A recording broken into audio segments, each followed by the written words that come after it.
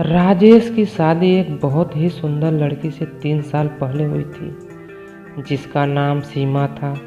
लेकिन राजेश को हमेशा लगता था कि सीमा उसे धोखा दे रही है, क्योंकि सीमा का व्यवहार ही कुछ अजीब था। वह हमेशा मोबाइल से लगी रहती थी और मोबाइल से चैटिंग करते समय लगातार हंसती और मुस्कुराती रहती थी। जब भी राजेश उससे पूछता कि वह किसे मैसेज कर रही है, तो वह कभी कहती उसकी बहन है या कभी कहती दोस्त है। वह अक्सर देर रात काम से घर आती थी। जब राजेश ने उससे पूछा क्या चल रहा है, वह हर बार हंसती थी। वह सिर्फ इतना कहती यह काम के दबाव के कारण है, या कोई दूसरा कारण बताकर टाल देती। एक रात वह रात के 11 बजे वॉशरूम जाने के लिए निकली। राजेश ने यह जानने के लिए रात भर जागता रहा कि वह कब वापस आती है। वह लगभग 3 बजे वापस आई। यह सब देखकर राजेश अंदर से बहुत दुखी हुआ और मन ही मन सोचने लगा, अब बस इससे ज़्यादा मैं बर्दाश्त नहीं कर सकता। उसने कुछ सबूत हासिल करने के लिए एक निजी जासूस को काम पर लगाया। राजेश अच्छी तरह से जानता था कि बिना किसी सबूत के हम कुछ नहीं कर सकते। जासूस ने भी अपना काम बहुत अच्छी तरीके से किया और कुछ ही दिनों में उसने राजेश को सबूत दिए कि उसकी पत्नी अपने एक दोस्त के साथ मिलने जाती है, जिसका नाम आदित्य है।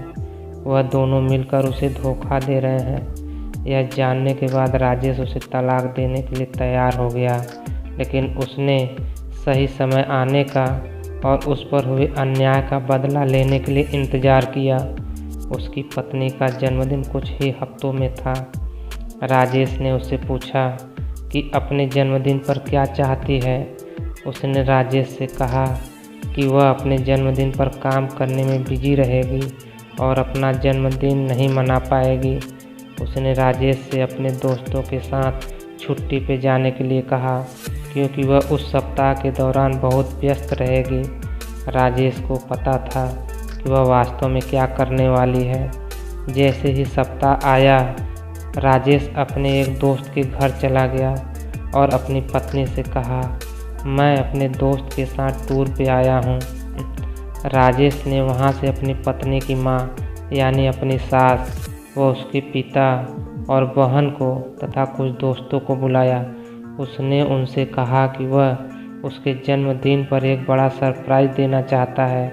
राजेश ने उनसे कहा कि हम उसे सरप्राइज़ देने के लिए उसके कमरे में घुसेंगे। सुबह का समय था, घड़ी में करीब 7 बजे थे। राजेश अपने फ्लैट से ठीक बाहर सभी से मिला। सब लिफ्ट में गए। वो अब कुल मिलाकर 5 से 6 लोग थे। उसकी पत्नी की माँ के हाथ में जन्मदिन का केक था। उसके पिता के हाथ में शैंपेन की बोतल थी।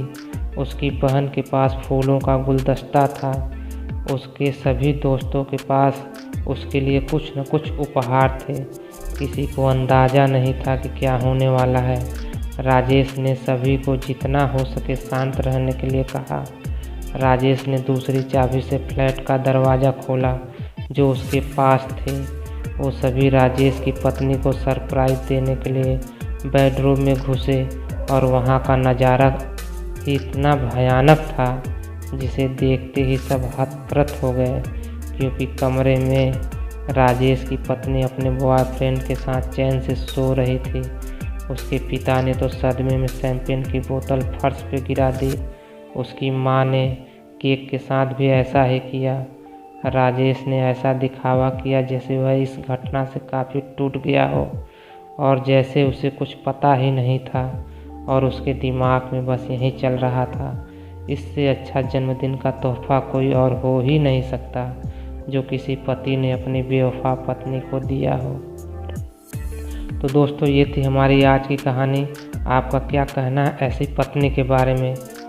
हमें कमेंट करके ज़रूर बताएं और ऐसे ही मज़ेदार कहानियाँ सुनने के लिए हमारे वीडियो को लाइक करें और चैनल को सब्सक्राइब करें तथा घंटी वाला बटन दबाकर ऑल पर सेट कर लें। धन्यवाद।